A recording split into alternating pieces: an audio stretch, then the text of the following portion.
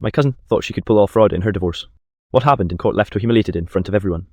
So this whole thing blew up last year, and honestly, I still don't know if I should feel bad for my cousin Natalie 26F or just laugh at how spectacularly it all crashed down. For context, Natalie was always the princess of the family, a kind of girl who posted inspirational quotes on Instagram while living completely off other people's money. She married this guy, Daniel 29, about 3 years ago. At first, everyone thought she made it that Daniel was stable, had a decent job in finance, and seemed like the patient type. But their marriage spiraled fast. Constant fights, rumours of Natalie borrowing money from family and never paying back, and Daniel getting tired of footing every single bill. By the time the divorce proceedings started, no one was surprised. But what did surprise us was the stunt Natalie tried to pull. I was sitting with my mom, her aunt, and my brother Jacob 24M in the courthouse hallway while Natalie strutted around like she was starring in some legal drama. She had on this ridiculously expensive looking white blazer tag still inside she had bought it from Nordstrom with one of her infamous return schemes. She whispered to us, "Don't worry, I've got everything handled. He's going to regret ever crossing me." My mom raised an eyebrow. "Natalie, it's a divorce hearing, not a talent show." Natalie just smirked and walked into the courtroom. The fraud part started unraveling right there. Apparently, Natalie had forged some financial statements to make it look like Daniel had hidden assets like offshore accounts and stocks he never reported. Basically, she was trying to convince the judge that Daniel was secretly rich so she could get a bigger settlement. But Daniel's lawyer came in loaded. Dude straight up pulled out actual bank records, screenshots, and even had a forensic accountant testify. When the judge compared Natalie's documents to the legit ones, it was game over. "Miss Carter," the judge said, adjusting his glasses. "These statements you've submitted, where exactly did you obtain them?" Natalie froze. I swear, it was like watching a deer in headlights. She stammered, "Oh, I had a friend send them to me." Daniel's lawyer didn't miss a beat. "A friend who conveniently created fake accounts under my client's name. Your Honor, we're prepared to submit evidence that these documents were fabricated." You could literally feel the air get sucked out of the room. My brother Jacob leaned toward me and whispered, "Holy, she's done." The judge's face turned red. "Miss Carter, do you realize this is fraud? In a court of law?" Natalie tried to spin it, her voice all shaky. No, I didn't. I was misled. I didn't know they were fake." But at that point, everyone knew. Her whole plan had blown up in front of both families, the attorneys, and random people sitting in the gallery. And the humiliation? Oh, it was just getting started. When court recessed that day, the hallway was like a war zone. Everyone was buzzing about what had just gone down. Some people were whispering, others were flat out laughing. I remember some older lady sitting on the bench muttering, "That girl just ruined her whole case." Natalie stormed out first, heels clicking so hard on the tile you'd think she was trying to break the floor. She looked pale, like all the blood had drained from her face. My mom tried to talk to her, but Natalie snapped, Just don't. This is all Daniel's fault, he set me up." Jacob couldn't help himself. He said, "Set you up, Natalie? You literally handed in fake bank statements. What did you think was going to happen?" She whipped around, eyes wild. "I was trying to fight for what I deserve." At that moment, Daniel walked out with his lawyer, looking way too calm for a man who just exposed his ex for fraud. He glanced at Natalie and said quietly, "You deserve honesty. That's not what you brought into this marriage." It wasn't loud, but it hit her like a slap. She lunged forward, like she wanted to scream in his face, but the bailiff stepped in and told her to cool down. Meanwhile, word was already spreading. My Aunt Natalie's mom, Lisa, showed up a few minutes later, clearly having heard what happened inside. She rushed over and whispered, "Natalie, what were you thinking? Fraud? In court?" Natalie shot back, "Mom, don't start. You always take his side." Lisa's face crumpled. "I'm not taking anyone's side. I'm trying to keep you from digging your own grave." It was surreal watching them argue while the rest of the family stood around awkwardly. My uncle Lisa's brother and Natalie's godfather finally stepped in. He's usually the calm one, but even he looked pissed. He told her straight up, "You embarrassed this family. Do you even realize what you've done? The judge could press charges." That was the first time I saw genuine fear in Natalie's eyes. She went from defensive to panic real quick. But instead of admitting fault, she tried to flip it again. "Daniel has been hiding money for years. I just tried to prove it." "Okay." Daniel's lawyer, who was still standing nearby, turned around and said, "Miss Carter, if you continue to make false claims, I will personally recommend that the judge pursue perjury charges." Boom. Dead silence. Natalie literally clutched her purse like it was going to shield her from reality. When we all finally left the quarters, the walk through the parking lot felt like the longest in history. Natalie refused to ride with her mom, so she stormed off on her own. My mom muttered under her breath, "This is going to be the family gossip for years." And she was right. By that evening, my phone was blowing up with texts from cousins, aunts, even people who weren't there. Everyone wanted to know if it was true. And when I confirmed, the responses were brutal. "Oh my god, Natalie's done. She's going to jail, isn't she? This is worse than her credit card scams." I didn't know it was possible for someone to be this publicly humiliated in one single day, but Natalie managed it. By the next morning, the whole thing wasn't just family gossip anymore, it had spilled out into the community. Someone from the courtroom still down there who posted a vague Facebook status like, "Wild day in court, some girl just tried to pass off fake bank records in her divorce case, judge almost lost it." And of course people put two and two together fast. Natalie's hometown isn't huge, and once one person hinted, the floodgates open. Screenshots of her Instagram where she'd been bragging about manifesting abundance and independent woman energy started circulating with sarcastic captions like, "Independent except for fraud apparently." Jacob sent me one of the posts and just wrote, "She's cooked." I scrolled through, half horrified and half guilty for laughing. Comments were brutal. "Didn't she scam people with that online boutique a few years ago? No wonder Daniel left. This is what happens when you live your whole life as a lie." Natalie, of course, was melting down. She started posting cryptic Instagram stories, flat backgrounds with text like, "Everyone's against me, but the truth will come out and loyalty is rare what you trust." My mom called me like, "Does she not realize this is just making it worse?" It got even more intense when one of Daniel's friends, apparently tired of staying quiet, commented under her post, "The only thing rare here is your ability to tell the truth. You forged documents. Everyone saw it. Own it." Boom. That comment alone got shared everywhere. Later that week, our family had a small dinner at my grandmother's house. Natalie showed up, looking like she hadn't slept in days, sunglasses on indoors. The second she walked in, my Aunt Lisa tried to shield her, saying, "Let's not talk about court today, okay? We're here as a family." But you can't just drop a bomb like fraud in court and expect silence. My cousin Rachel, 22F, who usually avoids drama, actually spoke up. "Natalie, do you realise people at my job are laughing about this? My coworkers know we relate. It's humiliating." Natalie slammed her fork down.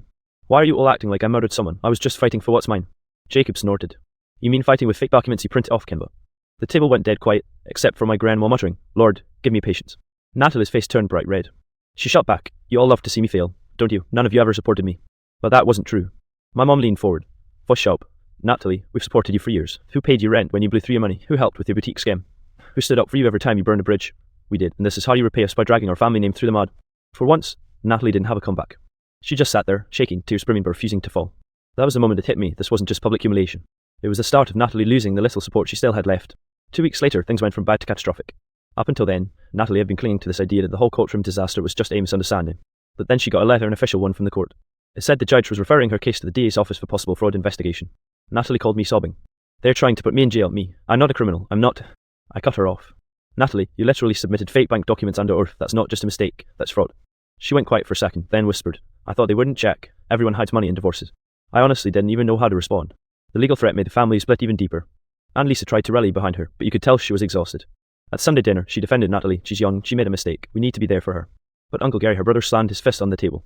"A mistake? She humiliated all of us. Do you realise people at church keep asking me if it's true? I've had to lie for her."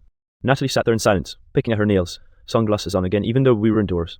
Jacob leaned forward and said flatly, "She's not even sorry, that's the problem." Natalie snapped, "I'm sorry. Sorry I ever trusted Daniel. He trusted everything." That was the moment my grandma, who usually avoids conflict, spoke up. Her voice shook, but it was steady. "Natalie, stop blaming others. You did this, and until you admit it, you'll keep digging your own grave." You could have heard a pin drop. Natalie's mouth opened like she wanted to argue, but no words came out. She just stood up, grabbed her bag, and stormed out. The next day, things got even worse. Daniel's lawyer filed a motion to sanction her, basically to make her pay his legal fees because of the fraudulent documents. That number? Over $15,000. When Natalie found out, she spiraled. She sent a group text to the family. "If nobody helps me pay this, I'll have to declare bankruptcy. Is that what you all want, to see me homeless?" The replies were brutal. Rachel just sent, "Maybe this is your rock bottom, own it." Jacob didn't even sugarcoat it. "Not my problem. Actions equals consequences." The only person who offered to help was Aunt Lisa, but even she added, "Natalie, I can't keep cleaning up your messes. You need to show me you're willing to change first." Natalie didn't reply. She just went silent for days. No calls, no posts. Honestly, it was the first time I'd seen her actually retreat instead of lashing out. But the damage was done. She wasn't just humiliated in court anymore, she was about to face real financial and legal consequences. And worse, the family safety net she'd always relied on was finally wearing thin.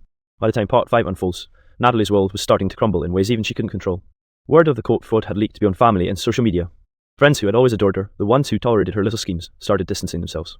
Texts went unanswered, party invites stopped coming, and even her boutique business partners quietly unfollowed her online. The rumours weren't just whispers anymore, they were full-blown accusations being repeated everywhere she went.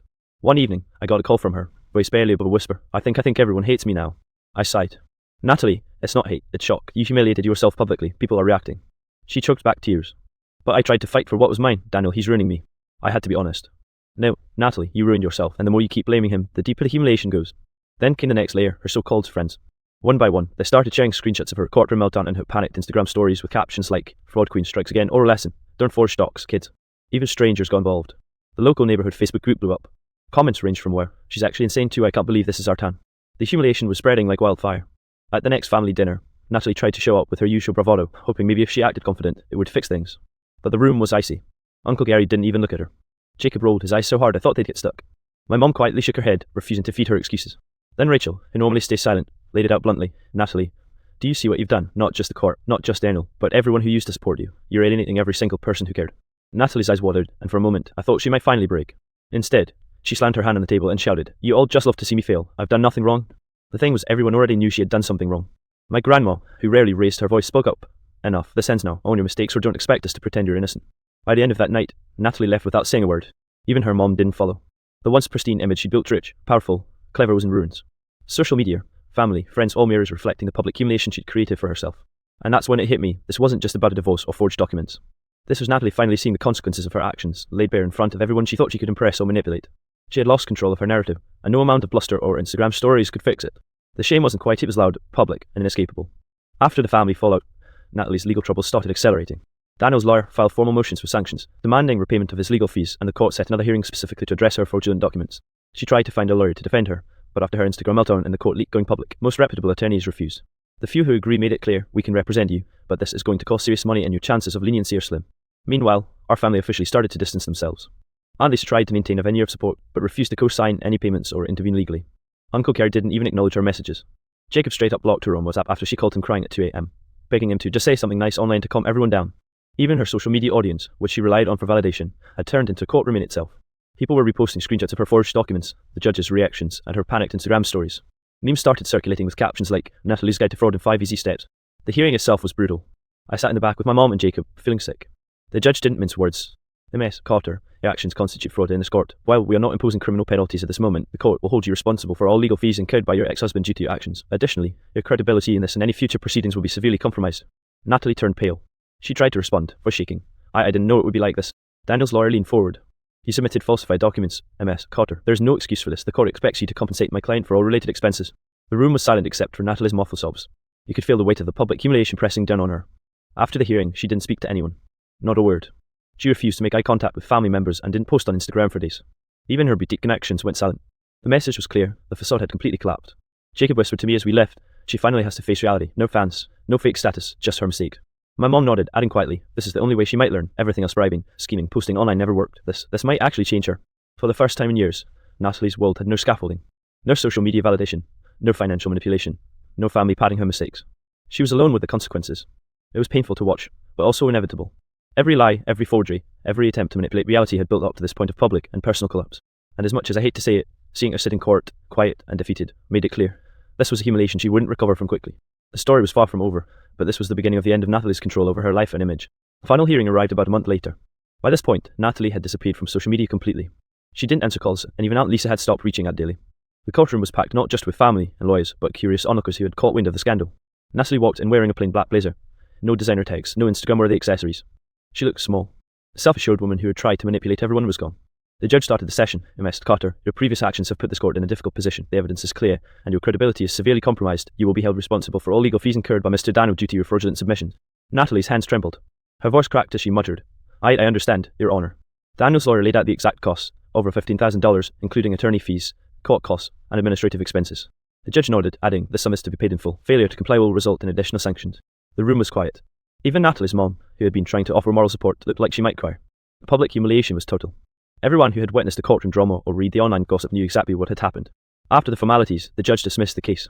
Natalie lingered a moment, staring at the floor, before slowly leaving. My mom whispered to me, she's going to have to live with this for a long time. Outside, my uncle Gary cornered her gently, you've learned the hard way that shortcuts don't work, earn it, pay your dues, and maybe people will respect you again one day. Natalie didn't respond. She just nodded slightly and walked away, shoulders slumped. Jacob muttered, she finally gets it. No more fake bravado. No more scams. Reality hits hard. Ha. In the weeks that followed, Natalie disappeared almost entirely from public view. She started paying off Daniel's legal fees, took a part-time job at a small boutique, and began the slow, humbling process of rebuilding her life. Family contact was minimal at first, cold but fair. Slowly, though, we started seeing glimpses of her old self, minus the entitlement and schemes. It wasn't immediate forgiveness, but it was a cautious step toward recovery. She admitted privately to my mom and me that she'd be foolish, manipulative, and arrogant. The public humiliation had been devastating, but it forced her to confront reality, a lesson that no Instagram story, social media post, or family defense could have taught. By the end, Natalie had lost her social media facade, her temporary wealth, and the naive trust of many friends. But she had gained something arguably more valuable, perspective. Humiliation had broken her ego, yes, but it also gave her a chance to rebuild honestly. And while the family scars from her fraud lingered, there was a sense of cautious hope. Maybe, just maybe, Natalie could finally learn to live without shortcuts and deception. It was brutal, public, and unforgettable, a story of fraud, collapse, and the harsh lessons that life sometimes delivers in front of everyone you know.